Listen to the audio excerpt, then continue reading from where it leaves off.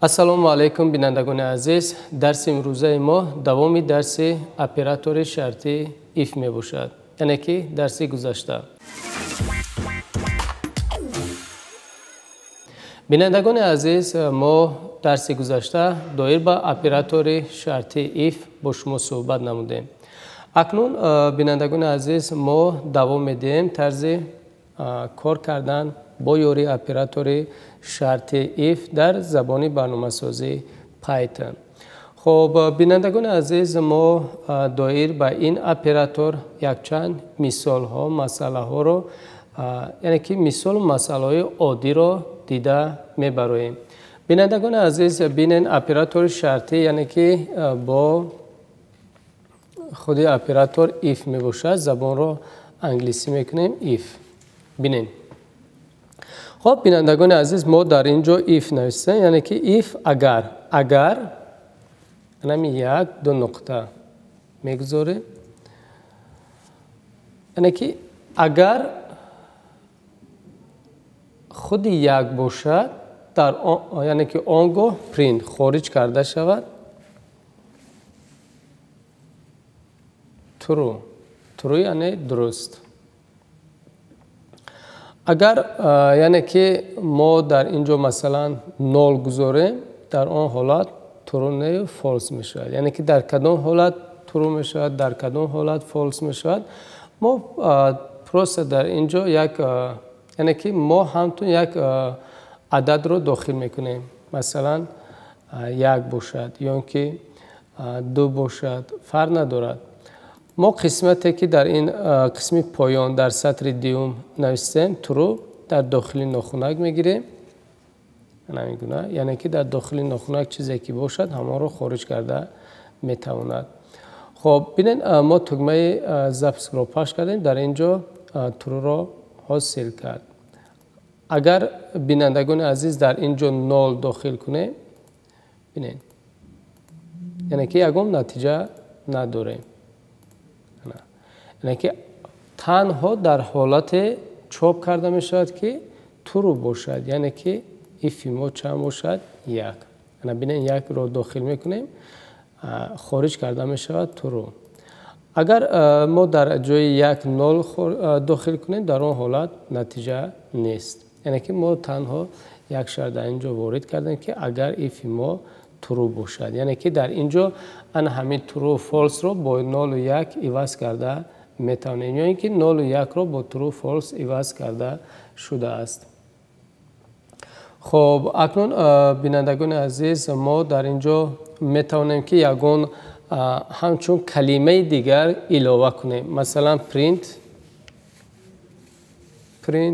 در داخل قوس، در داخل ناخنک. خب یعنی درست است. عموما یگان اطلاعات رو همین گونه خارج کنیم. ببینید true این درست است، یعنی که درست است. اگر فرض کردیم ما 0 داخل کنیم، در اون حالت نتیجه نمیدهد. اکنون بینندگان عزیز، ما در این قسمت میتوانیم که 0 داخل کنیم. ببینید if. اکنون بینندگان عزیز، ما در قسمت نوبتی با سطرها کار میکنیم. در اینجا یک تغییر بنده میگیریم، تغییر بنده خیلی بگذار همین کلمه باشد، نام برابر input در داخل قوس، در داخل ناخنک، نام رو داخل کنید. انا میگویم نام رو داخل کنید.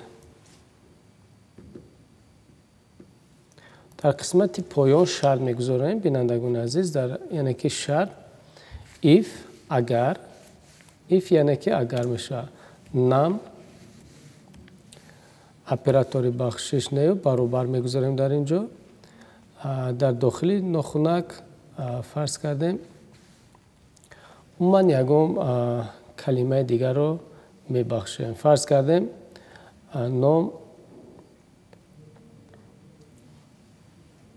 نام کامپیوتر رو داخل میکنیم یا اینکه نامی بگذار تست باشد همینجا تست همین گونه. خب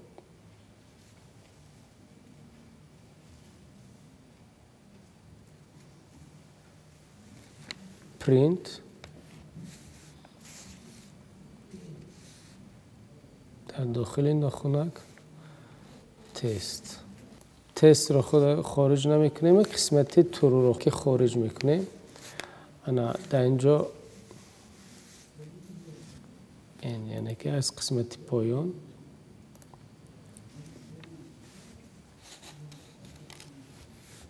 پرینت. خب یک مرتبه بینندگان عزیز ما اکنون تکمه ضبط رو پخش میکنیم. در اینجا بینید نام رو داخل کنید. مثلا من اگر 5 داخل کنم تکمه انتر رو پخش میکنیم. خودی تست یعنی که درست است نمیبرد، فقط دیوم سطر خارج کرده میشود. حاضر بینندگان عزیز ما این را برای شما فهمانده میدیم. اکنون ببینید یک مرتبه دیگر برمیگردیم به مثال اول، مثالی که در این قسمت ما کار کردیم. ببینید if نال مانده تکمه پخش میکنیم یکم نتیجه نمیدهد. اگر ما پرینت را پیش از پرینت یکم نویسیم در اون حالت تکمه ضبط رو پخش میکنیم درست. یعنی که در کدام حالت؟ در حالتی که if شرط گذاشتیم بینندگان عزیز ببینید اگر در اینجا ما یکم وارد کنیم تکمه رو پخش میکنیم ترو این درست است. اگر ما نال گذاریم یعنی که قسمتی پرینت یکمی ما کار نمیکند بینندگان عزیز، چون که شرطی که گذاشتیم انا پرینتی که جا گذاشتیم یعنی که یک دو سه ابزاس که گذاشتیم در انا قسمت نوشتیم تنها با قسمتی بالا اپراتور شرطی انا که دخالت دارد تمام. اناکنون هنگامی که پرینت رو از سر نو چاپ کرده می شود تنها معنای اونو داره که ایف ما نول هم باشد خارج کرده شود، یک هم باشد خارج کرده شود، پروسه خارج کرده می شود. یعنی که بینید در این قسمت هر یک عددهایی که ما داخل میکنیم درست باشد نادرست هم باشد چیکار کرده می شود؟ خارج کرده می شود. اکنون برای فهمیدن درست و نادرست بودنش تنها انا قسمتی که پرینت با فاصله که در اینجا گذاشته شده است معین کرده می شود. خب در مثال دوم باشد بینندگان عزیز ببینید در اینجا ما پرینت رو پیش از پرینت یکمدگی در اینجا فاصله گذاشته نویسیم، در قسمت دوم باشه فاصله نگذاشته در اینجا پرینت رو نوشته شده است. در اون حالت یعنی که درست نیست، یعنی که خارج کردن نمیتونه، فقط در قسمت آخر یعنی که درست است اینا خارج میکنند. اگر بینندگان عزیز ما پرینتی که در اینجا وارد کرده شده است ببینید راستی پرینت سطر یکم وارد کنید، در اون حالت تکمه ضبط رو پخش میکنید، بعد برای ما چیکار میکند؟ نام رو داخل کنید میپرسد. مثلا اگر من در اینجا تست داخل کنم انا ببینید ترو یعنی که سنجیده شد و کار کرد دید در حالتی که ان همه کلمه‌ای که ما در قسمت سطر یکم نوشته شده است نام رو داخل کنید با یاری اپراتور اینپوت با تغییر بنده نام بخشیده می شود. بعدا شرط گذاشتیم در این قسمت یعنی که اگر نام با تست برابر باشد یعنی که نبخشد و برابر باشد در اون حالت چیکار کرده شود؟ ترو برآورده شود و اگر برابر نباشد در آن حالت ترو خارج کرده نمی شود. مثلا یک مرتبه دیگر به کار آمادهش میکنیم. در این قسمت ما داخل میکنیم تست یعنی که با حرف مایده. ببینید در تکمه انتر پخش میکنیم یکم نتیجه برای ما نمیدهد، یعنی که اون سطری که ما وارد کردیم تغییر بنده که ما وارد کردیم با یعنی که قسمت نام با طرف یعنی که طرف راست و چپ برابر شده نمیتواند، در اون حالت خطاگی یعنی که چاپ کردن نمی شود. اگر درست داخل کنیم در اون حالت یعنی که نتیجه ما پیدا می شود یعنی که خارج کرده می شود. خب بینندگان عزیز اکنون در اینجا ما یک مثال دیگر رو دیده می براییم. خب مثال ما در نمو برنامه ورد رو میکشیم. در خود برنامه ورد بینندگان عزیز ما مثال رو چیکار میکنیم؟ وارد میکنیم بعدا از روی همین با شما کار میکنیم. از با منوی صفحه وارد میشوین. در این قسمت بینین اپراولینی هست، یعنی حرفی پی که در این قسمت میبینین طرفی راستی برنامه ورد نشان دهنده موشک رو با بلوش برده طرفی چپی موشک رو پخش میکنیم. در اینجا برای ما نمود یعنی که فرمولایی که ما استفاده میبریم از انمی سیمبولایی که استفاده میبریم در اینجا برای ما نشان داده شده است. ما میتوانیم که استفاده بریم. مثلا y برابر خب ما در داخل فرمولا نویسیم. بینندگان عزیز اگر بیرون از فرمولا باشد بینندگان عزیز در اینجا نمود y رو بینید و نمودی برابر که هست. هنگام انتخاب کردن با منوی صفحه و فرمولا را انتخاب میکنید یعنی که درونی فرمولا در آورده می شود. بینید در این حالت یعنی که شکل نمود ظاهری ان همه تغییر بندایی که ما وارد کرده ایم دیگر می شود. خب در اینجا بینندگان عزیز ما از دو سیستم یعنی که یک سیستم داریم. سیستم رو از کجا؟ از ان همه سیمبول ها استفاده برده میتوانیم. در قسمت راست این تصمیمات تبدیلی هست که ما میتوانیم پایان آمده این سیستم رو انتخاب کنیم. بعدا پس از انتخاب سیستم ما میتوانیم که برای بعد درجه برداشتن این قسمت رو انتخاب کنیم. یه در درجه x میگونه. بعدا ما میخواهیم که از درجه گذاریم یک مرتبه نشان دهنده از صفحه کلید طرف 4 نشان دهنده که هست یعنی که استراحت طرف پایان بالا چپ راست ما طرفی راست رو پخش میکنیم پورا با قسمتی که پایان میگذارد. بعدا علامت پلوس را گذاشته از یعنی که رادیکال قوس ریشه رو انتخاب میکنیم. در تحت ریشه ما تغییر بنده x رو وارد میکنیم. در قسمت پایان باشد ریشه رو انتخاب کرده. در تحت ریشه باشد x کوادرات هست یعنی که ما انتخاب میکنیم در اینجا x کوادرات خب پلوس 2 پلوس 2 میگذاریم. بعدا در اینجا علامت ویرگول رو میگذاریم. در مثال دوم نیز علامت ویرگول رو میگذاریم. بعد از علامت ویرگول اگر یعنی که شرط میمونیم اگر در این اشیا اگر خب بینین اگر چی یعنی که x کلونی 4 باشد x کلونی 4 باشد در اینجا اگر x خورد برابره. ببینید برای x خورد برابر رو از سیمبل ما میتونیم استفاده بریم. سیمبولی که در این قسمت جایگیر شده است انا خورد برابر 4 باشد یعنی که خورد باشد یا برابر باشد.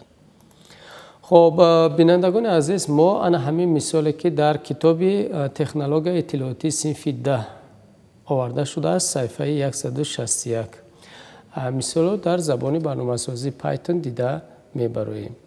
ببینید یک مرتبه مثال رو از نظر گذرانیم بعدا ما در زبان برنامه‌سازی پایتون کار میکنیم.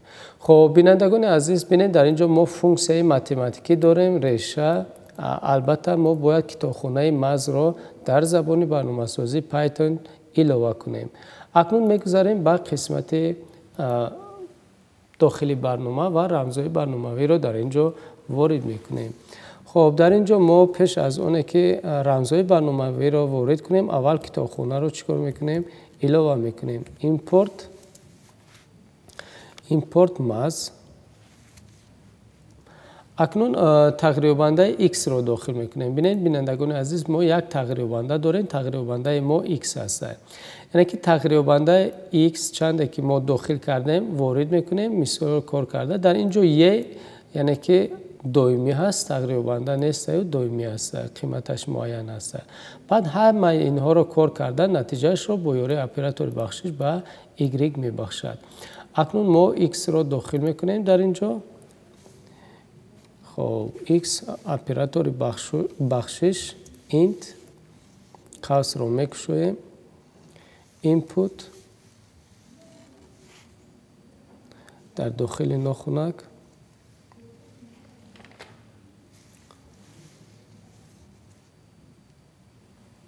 یک قوس دیگه میکشویم در اینجا ما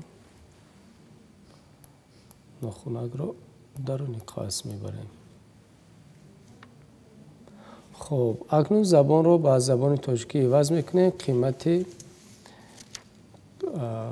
x رو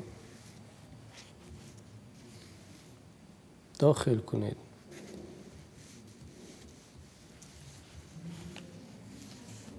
میگونه و یک معلومات در اینجا یک معلومات نوشتیم تا اینکه در تقریب بنده قیمت x رو داخل کنید گفته برای ما چیکار کند پیشنهاد کند. بعدا ما تقریبا چیکار میکنیم؟ اکنون در سطر سیوم باشد بینندگان عزیز ما شرط میگذاریم if اگر x کلان 4 باشد. ببینید خیلی که در مثال آورده شده است. اگر x کلان 4 باشد x کلان 4 باشد آنگاه سطر یکمی مثال کار کرده شود. اگر x خود برابر یعنی که خود برابر 4 باشه آنگاه سطر دومی مثال کار کرده شود. خب در این اکنون قسمت ما در شرط را گذاشتیم if خب x کلان 4 بعدا مثال رو چیکار میکنیم وارد میکنیم y اپراتور بخشش مز خب نقطه مثال ما چی هست در اینجا ی کوادرات یعنی که ی در درجه x هست. ی در درجه x ی x نوشته می شود یعنی که اکسپاننت در داخل قوس تقریب بنده چیکار کرده می شود وارد کرده می شود یعنی که x ما وارد کرده می شود. قیمت x رو از کجا می گیرد؟ از سطر دومی که ما بعدا داخل میکنیم یعنی که با یاری اپراتور بخشش با x می بخشد. در اینجا x از انمی قیمتی که ما داخل کردیم گرفته کار میکند. خب پلوس مز نقطه اسکوئر ت یعنی که ریشه اسکوئر ت می شود در داخل قوس x تقریبا داش x است. خب اکنون بینندگان عزیز ما در مثال در یک مثال ما سیستم هست از دو مثال یعنی که از دو مثال عبارت است مثال یک و مثال دوم. یعنی که اگر x ما کلان 4 باشد x ما کلان 4 باشد آنگاه آن همین کار کند یکم وگرنه یعنی که با الزه یعنی که وگرنه اگر x ما خود برابر 4 باشد آنگاه سطر دومی مثال کار کرده شود. خب اکنون در اینجا ما قسمت الزه یعنی که الزه را وارد میکنیم وگرنه یعنی میگونه وگرنه از قسمت پایان خب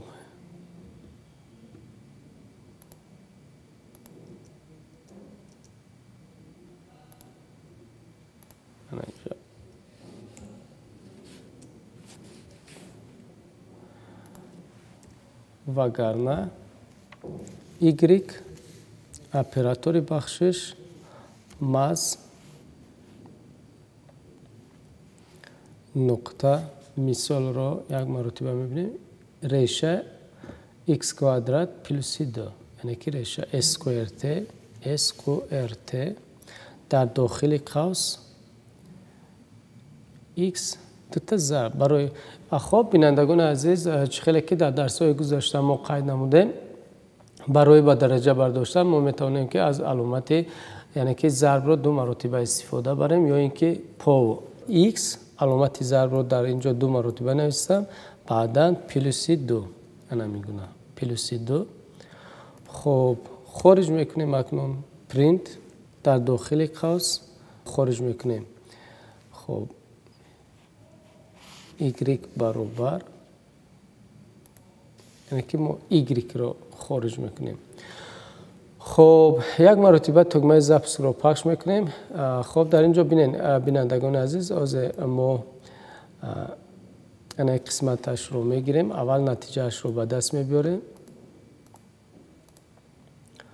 خب در اینجا در این قسمت علامتی بیان رو میگذاریم، 2 نقطه. بعدا تگمه ضبط رو پخش میکنیم. خب بینندگان عزیز در این قسمت یعنی که ما پخش نمودیم تگمه رو، برای ما اطلاعاتی که نوشتیم در قسمت بالا قیمت x رو داخل کنید. مثلا ما داخل میکنیم x همون رو از 4 کلم باشه، بگذار 5 باشه، تگمه انتر رو پخش میکنیم. اگر از 4 کلم باشه آنگاه سطر یکم کار کرده می شود. بینید دفعه دیوم مرتبه ما تگمه ضبط رو پخش میکنیم و خودی 4 رو داخل میکنیم. 4 رو داخل میکنیم، تگمه انتر رو پخش میکنیم. خودی کدام قسمت دیومی مثال ما کار میکنند. خلاص بینندگان عزیز، دلخواه عدد رو که شما میتونید که در اینجا داخل کنید و دستی هم میتونید حساب کنید و مقایسه نمایید. خب در اینجا یک مرتبه دیگر تگمه ضبط رو پخش میکنیم. مثلا عدد 2 رو داخل میکنیم، تگمه انتر رو پخش میکنیم. در اینجا نتیجه خارج میشود. خب بینندگان عزیز، این بود درس امروزه ما. خیر تا درس آینده.